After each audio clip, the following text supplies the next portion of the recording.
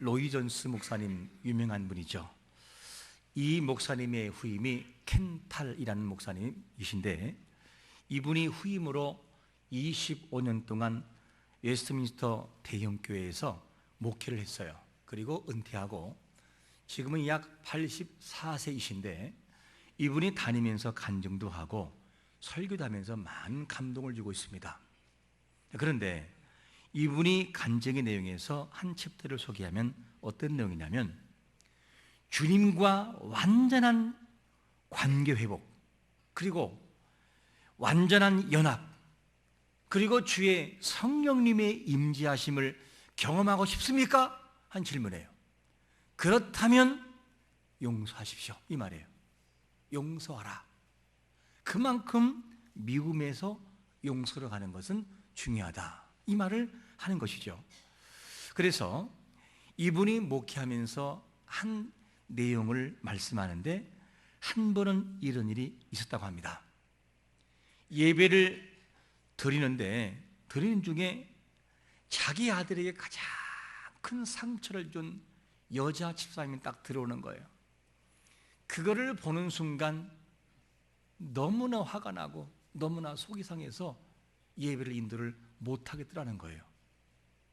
그때가 마침 이제 헌금을 하고 광고하고 하는 시간에 어느 한 집사님이 진행하는 과정이 있기 때문에 이 목사님이 강단 옆에서 무릎을 다 꿇고 기도했대요. 하나님 힘을 달라고.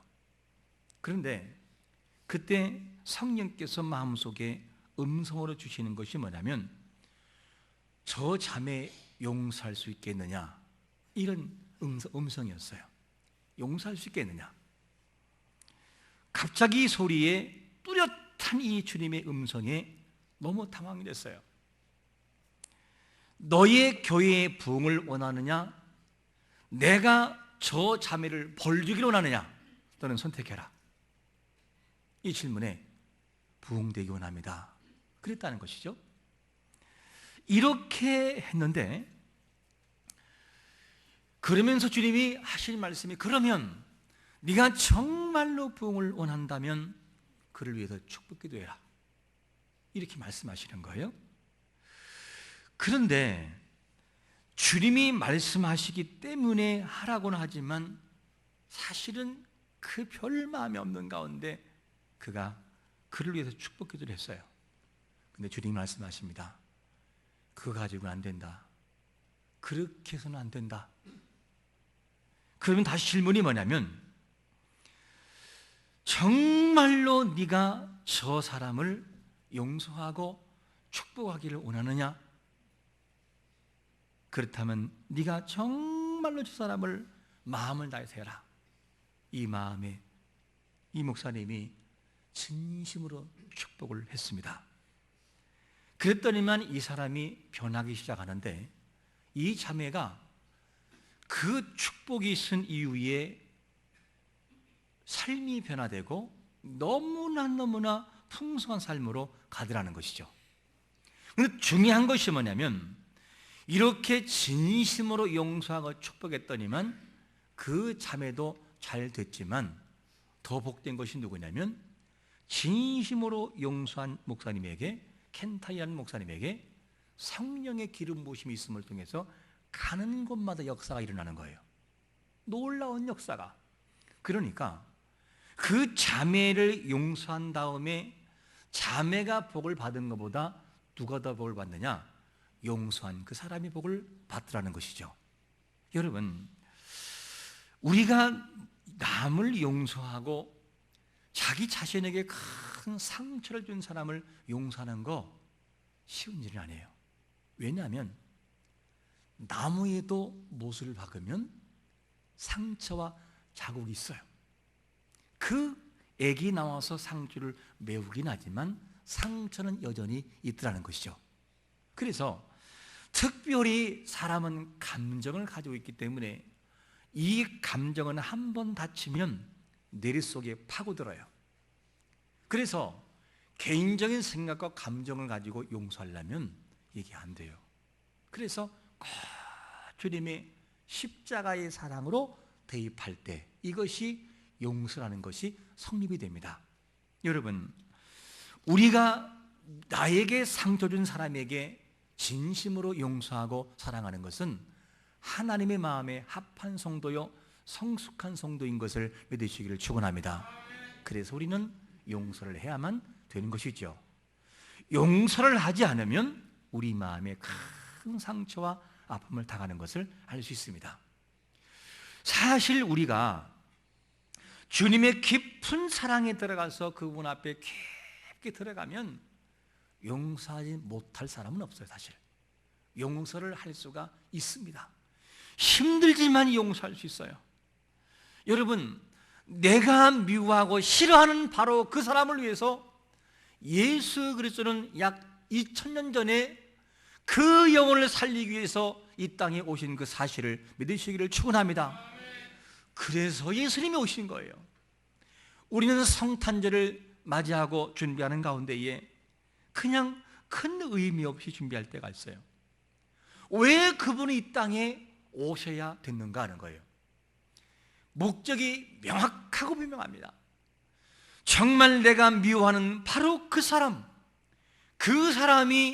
회복이 되고 예수 믿고 구원받아 하나님을 찬양하는 그런 사람으로 만들기 위한 목적 때문에 오신 것을 믿으시기를 축원합니다. 그래서 오셨다는 거예요. 근데 우리는 그거를 이해하지 못하고 여전히 마음속에 미운 감정을 가지고 살아갈 때가 너무나 많은 것이죠. 이게 우리의 모습이에요. 주님은 마태복음 18장 35절에서 뭐라고 말씀합니까? 우리 한번 같이 읽어볼까요? 시작. 너희가 각각 마음으로부터 형제를 용서하지 아니하면 나의 하늘 아버지께서도 너희에게 이와 같이 하시리라. 이만큼 용서라고 하는 것을 굉장히 크게 다루고 있어요. 오늘 본문에도 용서와 사랑에 대한 부분을 다루고 있어요. 그래서 오늘 본문의 핵심은 어떤 내용이냐면 신실한 기독교인이라면 하나님을 알아야 한다. 하나님을 아는 사람이라면 하나님께 이 계명을 따라서 순종을 해야 된다. 하나님께 순종하는 사람은 형제를 사랑하는 표시로 있어야 된다. 이 내용이 전체의 핵심이에요. 그러면 우리 마음 중심 속에 참 이것이 잘 안 될 때가 있죠. 당시에 영주주의자들 그리고 신앙의 그 테두리 안에서 벗어난 사람들 중에는 이런 사람들이 있었어요. 내가 하나님을 한다. 그래 놓고 그의 삶에 들어가 보면 성품도 변하지 않고 그리고 그의 삶의 도덕도 변하지 않아요. 그대로 살아가요. 그래 놓고 형제는 미워해요. 사랑하는 것이 없어요. 그래 놓고 내가 하나님을 안다라는 사람들이 있었어요. 이런 사람들에게 주는 것이 뭐냐면 당신이 정말 하나님을 아느냐? 그렇다면 당신은 말씀에 순종할 것이고 계명을 지킬 것이다. 계명을 지키고 순종한다면 반드시 당신 곁에 있는 형제와 자매를 사랑해야만 마땅합니다. 이 얘기를 하는 거죠. 그렇지 않는다면 당신은 뭐냐? 진짜 하나님을 아는 것이 아닙니다. 이 얘기를 하고 있는 것이죠. 여러분, 우리 주님께서 이 땅에 사람의 몸을 입으시고 오신 이유가 뭘까? 왜 그분은 오셨는가? 죄로 인해 영원한 형벌 속에 떨어지는 인생들을 살리시기 위해서, 그 영혼을 살리시기 위해서 이 땅에 오셨는데 우리는 바로 그 영혼을 내 가슴 속에 묻어놓고 미워하고 있다는 거예요. 용서하지 못하고. 이게 누구냐? 우리의 너무나 나약한 모습이라는 것이죠. 그래서 우리의 모든 삶의 현장에서 예수 그리스도의 정신을 반드시 본받아야 됩니다. 죄인을 살리고 용서하고 하나님과 화해시키기 위해서 오신 것처럼 우리에게도 그분을 스케치해야 돼요.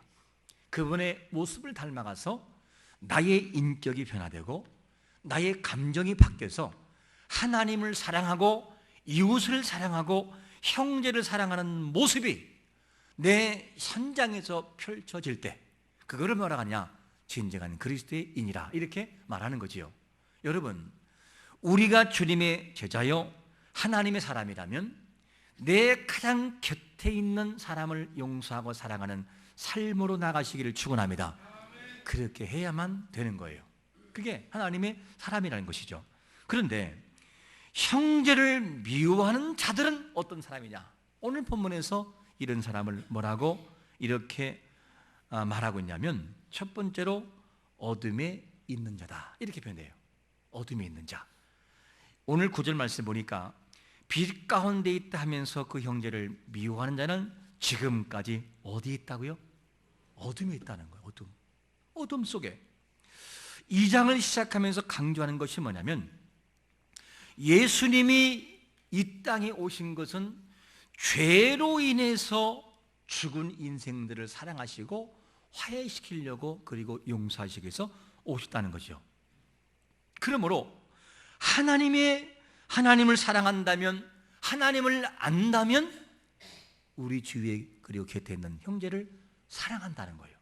이거를 계속해서 말씀하고 있어요. 하지만 당시의 말씀을 벗어난 사람들 중에는 하나님을 분명히 안다라고 그래요. 내가 하나님을 알고 사는 내가 믿는다. 그런데 삶으로 돌아가 보면 이 장에서 강조하고 있는 말씀을 실행하지 않고 살아가는 거예요. 그것이 뭐냐면, 이 요한일서 2장 4절에 보니까 이렇게 말씀하는 겁니다. 그를 아노라 하고 그의 계명을 지키지 아니하는 자는 뭐 하는 사람이라고요?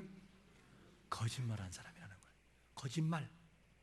네가 정말로 나를 아느냐? 그러면 네가 반드시 형제를 사랑하고 자매를 사랑해야 마땅하다.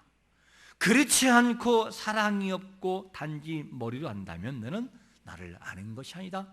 그거는 거짓말이야. 이 말씀을 하고 있는 거예요. 여러분, 하나님을 아는 사람은 반드시 계명을 지키고, 그 계명을 지킨 자는 주님의 보혈의 피가 묻어있는 형제와 자매를 마음으로 용서하고 살아가는 단계까지 가는 것이 정상인 것을 믿으시기를 축원합니다. 그게 성도라는 거예요. 성도. 그걸 말씀하고 있어요. 여러분, 우리가 하나님의 자녀라고 하는 것을 무엇으로 입증할 수 있죠? 말로 다 할 수 있어요. 나 하나님 사랑해요, 나 하나님 믿어요, 할 수 있어요. 이단도 합니다. 그런데 이 사랑을 확증하고 보여주는 증거는 어디 있느냐? 내 살아가는 삶의 현장에서 형제를 사랑하는 모습을 보여줘야 되는 것입니다. 이것이 아니면 하나님의 자녀라는 증표가 사실은 본문 중심 볼 때는 약하다는 것이죠. 한 번은 교육자들하고 어느 식당에 식사로 들어갔습니다. 신발을 벗고 탁 놓는데 제 눈에 많이 익은 사람이 들어와요. 그래서 제가 0.0 몇 초 그 사이에 갈등이 생기면서 인사해야 되나 말아야 되나. 그래서 저도 모르는 사이에 그냥 안녕하세요 이렇게 말을 했어요. 안녕하세요? 자, 이분이 자매였었어요. 그런데 이분이 안녕하세요 했는데도 인사를 안 받는 거예요. 그리고 또 다시 제가 어떻게 했냐? 안녕하세요. 다시 바라보더니만 안녕하세요. 그제서 기억이 났는가 봐요. 그리고 나가는 걸 봤습니다. 근데 그분이 어떤 분이냐? 과거에 이단이 되고 문제가 돼서 사실 썩 좋은 모습으로 나간 분이 아니었어요. 교회는 이단이 들어오면 반드시 정리해야 돼요. 문제를 만들기 때문에. 그런데 제 마음속에도 잠시 갈등이 있었지만 안녕하세요, 안녕하세요. 그리고 정말로 그 사람을 미워하는 감정이 아닌 불쌍한 마음을 대하려고 노력을 했어요. 여러분, 우리에게는 의무가 있는데 사랑할 의무는 있어도 미워할 의무는 없는 것을 믿으시기를 축원합니다. 사랑해야만 되는 거예요. 그것이 누구라 할지라도 사랑의 의무가 우리에게 말씀하신 하나님의 명령이라는 거죠. 그래서 원수를 우리가 갚으려고 하지 말고, 내가 심판자가 되지 말고, 로마서 12장 19절의 말씀처럼 우리 한번 같이 읽어볼까요? 시작. 내 사랑하는 자들아, 너희가 친히 원수를 갚지 말고 하나님의 진노하심에 맡기라. 기록되었으되 원수 갚는 것이 내게 있으니 내가 갚으리라 주께서 말씀하시니라. 이 말씀을 원문으로 좀 직역하면 이런 부분이에요. 하나님을 위한 진노의 기회를 드려라. 하나님을 위한 진노의 기회, 그리고 하나님의 진노를 위한 여지를 남겨놓으라 그 말이에요. 원문에서는 그러니까 네 스스로 심판자가 돼서 그를 난도질하지 말고 너는 하나님의 모든 진노하심을 바라보고 그분이 하신다고 말씀을 믿는다면 너희의 감정을 잠시 멈추고 하나님 앞에 맡겨두어라 이 얘기예요. 그러면 하나님께서 그 문제를 처리해 놓으실 것이다 이 말이죠. 이 말은 무슨 말이냐? 내가 조급하고 성급하여 심판자가 되면 실수할 수 있어요. 그러나 정확하시고 정밀하신 그분께서 문제를 해결하시면 100% 안전해요. 정확하고 이렇게 우리는 해야만 된다는 것이죠. 그러면 하나님을 사랑해라, 용서해라, 이웃을 사랑하고 용서하라고 말하면 이렇게 말할 수 있어요. 저는 용서 못해요. 죽어도 용서 못해요. 용서가 안 돼요. 내가 왜 용서합니까? 이렇게 말할 수 있을 거예요. 예, 이해가 갑니다. 얼마나 미우면, 얼마나 마음에 상처받았으면 그 단계까지 하겠어요. 용서 쉽지가 않지요. 잘 안 돼요.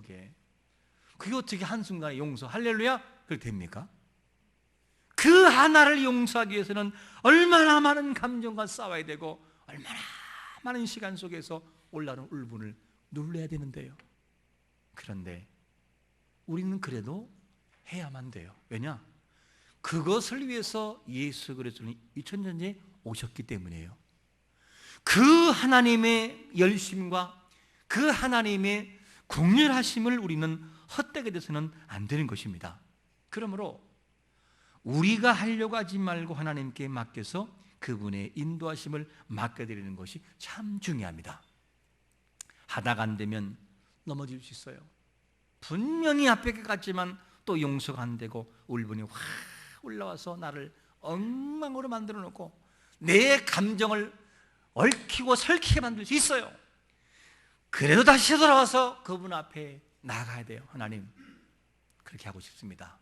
그러면 우리 하나님께서 성령을 통하여 우리 마음속에 좋은 감정을 주어요. 왜냐? 우리 마음을 충분히 아는 이유가 우리가 잘 알고 있는 본문이잖아요. 히브리서 4장 15절에서 뭐라고 말씀하죠? 우리의 연약함을 동정하지 못하실가 아니요? 가장 무슨 말입니까? 우리 주님은 내가 너의 마음을 가장 잘 알고 있다. 왜냐? 내가 경험을 봤잖아. 인간이 얼마나 나약한 존재인지 내가 알고 있다. 그러므로 염려하지 말라는 거예요. 그러면 하나님께서 내 마음을 용서하시고 너의 가장 약한 부분을 내가 치료하겠다. 이게 주님의 말씀이죠. 여러분, 오늘도 우리 마음 깊은 곳에 나를 잘 알고 있는 하나님 앞에 내 감정을 내려놓고 용서의 마음으로 나가려고 몸부림치시기를 축원합니다. 그러면 하나님께서 마음속에 선한 마음을 주어요. 어떤 마음을 주느냐? 처음에는 말씀을 따라 용서하려고 할 때 용서가 잘 안 돼요. 차라리 안번만 못해요. 얼굴을 보는 순간 가슴 속에도 끌어오르니까. 그런데 그러하여도 하나님께 맡기고 하나님 용서하길 원합니다라는 마음을 갖는 순간 하나님께서 어느 한 날 마음속에 그렇게 미웠던 사람이 긍휼히 여겨져요. 불쌍히 여겨져서 그 사람을 위해서 정말 진심으로 기도하게 만들어요. 여러분, 정말 중요한 것이 뭔 줄 아십니까? 용서하는 것도 중요하지만 용서하려고 몸부림치고 그분 앞에 나아가 기도하는 것은 더 중요해요. 그러면 어떤 선물을 주시느냐? 긍휼의 선물을 주어요. 긍휼의 마음이 있으면 모든 걸 다 할 수 있어요. 왜 젊은 20대 아빠보다 70대 할아버지가 너 그런지 아십니까? 긍휼의 마음이 있기 때문에요. 수용의 마음, 긍휼의 마음이 있기 때문에. 뭐든지 마음으로 품을 수 있고 어떤 상황과 어떤 행동을 하더라도 그에게 자상하게 말할 수 있는 여유가 긍휼리의 마음이 임하기 때문에요. 그런 마음을 하나님께 우리에게 주신다니까요. 이런 마음 때문에 우리는 지금 당장 잘 되지 않아도 하나님께 우리는 나아가야만 돼요. 우리는 하나님의 소리를 들어야 됩니다. 내가 나의 사랑하는 아들을 십자가상에 못 박기까지 처절하게 죽는 형량을 내가 다 목도하면서도 내가 이 땅에 내 아들을 보냈다. 너 그 마음을 알고 있니? 그런데 내가 그 정도로 내 사랑하는 아들을 희생하면서 사랑하고 아꼈던 그 형제자매를 네가 계속 미워하면 되겠니? 나의 사랑을 본받은 네가 사랑할 수 없겠느냐? 내 마음을 이해한다면 네가 사랑할 수 없겠느냐? 이 하나님의 애절한 마음을 내가 느끼야만 됩니다. 주님의 말씀을 따라 순종하려면 내 자존심 내려놓아야 돼요. 자존심 가지고는 아무것도 못합니다. 내 감정 완전히 내려놔야 돼요. 감정 뭐 할 겁니까? 우리 주님은 자기 몸까지 내려놓고 이 땅에 오셨는데, 근데 우리는 그 감정 때문에 내 마음속에 철장을 만들어 놓고 수많은 사람을 죽일 때가 너무나 많이 있어요. 이런 사람들의 삶은, 즉 하나님을 안다 하면서 마음에 정돈이 없이, 하나님을 안다 하면서 형제를 사랑할 마음이 없는 자들의 삶은 어디를 걷고 있는 것이냐? 오늘 본문에서 요한일서 2장 11절은 이렇게 우리에게 답을 줍니다. 같이 읽어볼까요? 시작. 그의 형제를 미워하는 자는 어둠에 있고 또 어둠에 행하며 갈 곳을 알지 못하나니 이는 그 어둠이 그의 눈을 멀리하였습니다. 이 말을 줄이면 무슨 말이냐? 형제를 미워하는 자는 어둠에 있는데 그 어둠의 눈을 가려서 자기가 어디를 걸어가고 있는지 어디에 있는지조차도 그가 분별하지 못한다는 거예요. 그러니 뭐를 할 수 있겠어요? 이게 누구냐? 바로 어둠에 있는 자의 모습이었다, 이렇게 말씀하는 거죠. 여러분, 그러면 형제를 사랑하지 않는 자가 어둠에 있는 자라면 어떤 사람이 빛 가운데 거하는 사람인가 하는 거예요. 어떤 사람이? 바로 두 번째는 뭐냐면 형제를 사랑하는 사람이 누구냐? 빛 가운데 거하는 사람이라, 이렇게 표현됩니다. 자, 2장 10절에 보니까 이렇게 말씀하죠. 그의 형제를 사랑하는 자는 빛 가운데 거하여 자기 속에 꺼리낌이 없다는 거예요. 자, 빛 가운데 거한다는 말이 무슨 말이죠? 다른 말로 말하면 하나님과 깊은 교제와 사귐 있게 살아가는 삶을 말해요. 이런 사람에게는 형제를 사랑할 수밖에 없다는 거예요. 형제를 사랑하고 자매를 사랑한다 하는 것을 알 수가 있죠. 이 말씀을 좀 더 우리가 형제 사랑을 이렇게 설명하면 쉬울까요? 어떤 어린이집에서 말썽꾸러기 아기가 하나 있었어요. 이 아이가 얼마나 말썽을 부리는지 선생님들이 이 아이를 외면할 정도가 됐습니다. 그런데 유독 한 사람만, 선생님만 이 아이를 사랑해요. 그 아이를 무조건 사랑해요. 그러니까 이 아이는 집에서도 외면당하고 애들한테 외면당하는데 유독 이 선생님한테만 가면 사랑을 주니까 자기의 존재감을 인정받고 자기가 누구인지를 알고 이 선생님 앞에서는 정말로 그가 아름답게 살아가는 거였어요. 이 아이는 선생님이 한 분, 이분에게 바로 희망을 거는 그런 아이였었죠. 그래서 다른 선생님들이 물어요. 아니 선생님, 이 애가 뭐가 이쁘다고 그렇게 애를 사랑하고 아껴줍니까? 아니 이쁜 짓을 합니까? 왜 이렇게 이 아이를 사랑하냐고. 그랬더니만 선생님이 이런 말 하죠. 이것도 귀엽고 저것도 귀엽고 자기 눈에는 귀엽고 이쁘다고 보는 거죠. 그런 다음에 시간이 지나는데 이 아이가 변하기 시작을 하고 선생님들도 그렇게 보고 있으니까 그 아이를 바라볼 때 진짜 그렇게 보이는 거예요. 귀엽네? 예쁘네? 그리고 이 아이는 완전한 말썽꾸러기 내놓는 아이에서 최고의 스타가 되어버렸어요. 실제 얘기. 그리고 이 아이는 사랑받는 존재야. 너무 사랑받는 존재로 이 아이가 그렇게 변신했습니다. 이 말씀을 확대해서 가면 교사 한 사람의 사랑이 한 인생을 바꿔놓았어요. 한 인생을 바꿔놓았어요. 그 이후에 이 아이는 너무너무 사랑받는 존재로 바뀌었습니다. 형제 사랑은 먼 곳에 있는 것이 아니라 나의 살아가는 삶의 현장 바로 그곳에서 이루어지는 거예요. 그러므로 우리가 어떻게 사냐에 따라서 어둠에 거할 수도 있고 빛에 거할 수도 있다는 것이죠. 이게 형제 사랑의 좋은 예예요. 여러분, 우리 주님께서는 약 2000년 전에 이 땅에 오셨던 이유가 뭐냐? 아기 예수로 오시고 자라시고 십자가를 지시고 죽음에서 부활하시고 승천하시고 다시 오시려는 그분께서는 왜 이 땅에 오셨냐는 거죠. 바로 그것은 뭐냐면 정말로 영원히 죽은 이 죄인들, 보잘것이 없고 배신하고 쓸모없는 그 한 영혼을 살리기 위해서 이 땅에 오셨다는 거예요. 근데 우리는 살아가는 삶의 현장에서 그런 사람들과 부닥치고 그런 사람들을 만나게 되는 거예요. 내가 바로 그 사람을 지금 만나고 있고 옆에 앉아 있는 거예요. 여러분, 주님께서는 우리에게 그거를 요구하십니다. 네가 가장 미워하는 그 사람을 위해 내가 죽었다. 나는 그를 사랑하기 위해 이 땅에 왔다. 이렇게 말씀하신 소리를 우리는 분명히 들어야만 됩니다.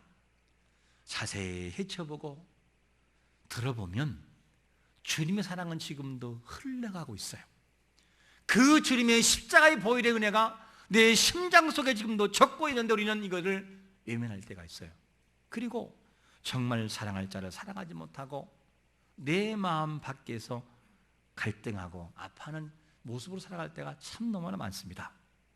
여러분, 이 말씀은 형제를 사랑하라, 이 말씀은 구약에 있는, 신약에만 있는 존재가 아니라 구약의 말씀부터 이미 전해진 말씀이었어요.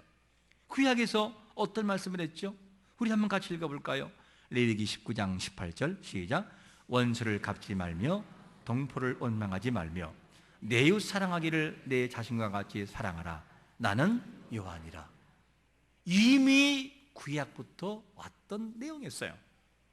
그런데 이 말씀은 신약에 더 강렬하게 우리를 두드립니다. 어떻게 두드리죠? 다시 한번 읽어봅니다. 요한복음 13장 34절 35절 시작. 새 계명을 너희에게 주노니 서로 사랑하라. 내가 너희를 사랑한 것 같이 너희도 서로 사랑하라. 너희가 서로 사랑하면 이로써 모든 사람이 너희가 내 제자인 줄 알리라. 네가 정말 형제를 사랑하고 정말 아끼면 그 모습을 통하여 내 제자인 것을 사람들이 알게 될 거라는 거예요. 여러분, 아직도 마음에 가둬둔 사람이 혹시 있으신가요? 내 마음에 보이지 않는 철장을 세워놓고 아직도 가둬놓고 그 속에서 아우성치는 사람을 열쇠를 꽉 부여잡고 나오지 못하게 만드는 그런 사람이 있다면, 여러분, 그런 사람을 감옥에서 내보내면 어떻겠습니까? 이제 2019년도가 저물어가고 있어요. 2020년도를 맞기 전에 하나님, 내 속에 있는 미운 사람, 이 사람을 하나님께 열쇠를 맡깁니다. 철장을 엽니다. 내보냅니다. 용서합니다. 그를 진심으로 축복합니다. 이렇게 내보내면 성령님께서 나에게 뭐라고 말씀할까? 잘 되지 않을 수 있어요. 그러면 도움을 구하세요. 아버지, 연약해서는 안 됩니다. 부족해서는 안 되는데, 그런데 저는 용서하고 싶어요. 내 감옥의 결장을 다 엽니다. 내 상처 입은 마음은 성령님이 도우셔서 용서하고 내보내게 되려고. 그리고 하나님, 이 어둠의 자리에서 이제는 빛의 모습으로 나가게 되려고, 나도 하나님의 자녀임을 증명하게 해달라고 여러분 간구하면 어떻겠습니까? 이거를 오늘 본문 속에서 우리에게 요구하고 있어요. 이제 지금까지 가장 미워하고 용서하지 못한 그 사람을 용서한다고 입으로 신한다는 게가 중요해요. 그때 성령께서 나를 도와주실 겁니다. 우리를 도와줄 거예요. 그래서 이 용서를 통해서 미움의 그늘에서 이제는 사랑의 빛으로 나아가서 주님의 평안과 평강을 마음껏 누리세요. 많이 웃으시고 많이 즐거워하고 고통과 우울한 감정이 떠나가 하나님의 행복이 나의 얼굴 속에서, 나의 찬양 속에서, 나의 입술 속에서 마음껏 표출될 수 있는 거룩한 성도 되시기를 예수 그리스도의 이름으로 축원합니다. 아멘. 우리 한번 잠시 기도하겠습니다. 이 시간에 우리가 결단할 것은, 하나님, 정말 용서의 마음을 달라고 주님이 나를 위해서 십자가에 돌아가신 그 사랑처럼, 그 주님이 용서하신 것처럼 아버지 하나님, 성탄을 맞기 전에 오늘도 용서의 마음을 가지고 내가 용서하고 철장문을 열어 하나님의 그 사랑을 알게 달라고 우리 한번 찬양 드린다면 그 다음에 결단하겠습니다.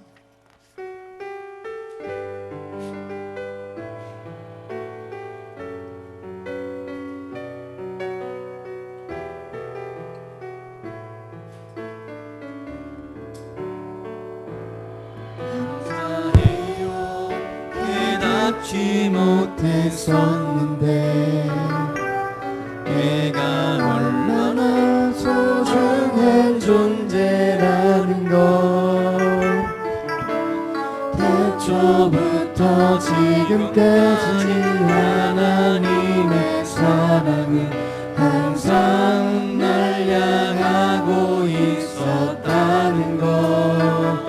고마워요, 그 사랑을 가르쳐준 당신께, 주께서 허락하신 당신께, 그리스도의 사랑으로 더욱 섬기며 이제 나도 세상을 전하리라. 옆 사람 바라보면서, 당신은 사랑받기 위해, 그리고 그 사랑 전하기 위해 주께서 택하시고 이 땅에 심으셨네. 그 하나의 열매는 고마워요. 사랑을 가져온 당신 고마워요. 고마워요, 그 사랑을 가르쳐준 당신께, 주께서 허락하신 당신께, 그리스도의 사랑으로 더욱 섬기며 이제 나도 세상에 전하리라. 당신은 사랑받기 위해, 그리고 그 사랑 전하기 위해 주께서 택하시고 이 땅에 심으셨네.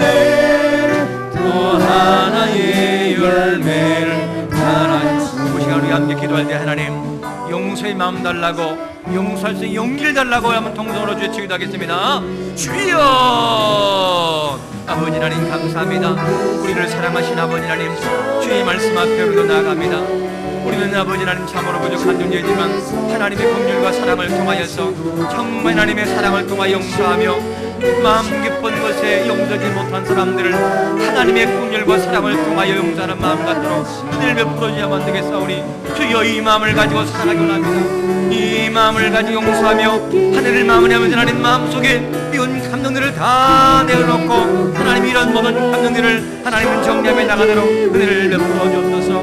이 국민의 마음을 통하여 이 사람을 통하여 새롭게 시작하며 새롭게 나가는 삶의 모습으로 나가도록 우리 마음들을 붙들어 주옵소서. 하나님이 역사하시고 하나님의 충만케 하시는 그 마음과 사랑이 우리 마음속에 덮도록 은혜 베풀어 주옵소서.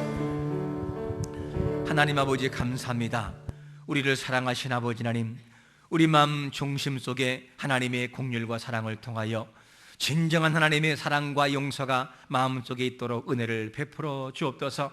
우리를 향하신 주님의 사랑처럼 우리 또한 하나님을 정말 스케치하여 그 사랑을 만방에 전하며 내 가까운 형제를 깊이 사랑하는 마음으로 보여지도록 은혜를 베풀어 주옵소서. 사랑을 증명하게 하여 주옵소서. 예수님의 거룩하신 이름으로 간절히 축복하며 기도합나이다. 아멘.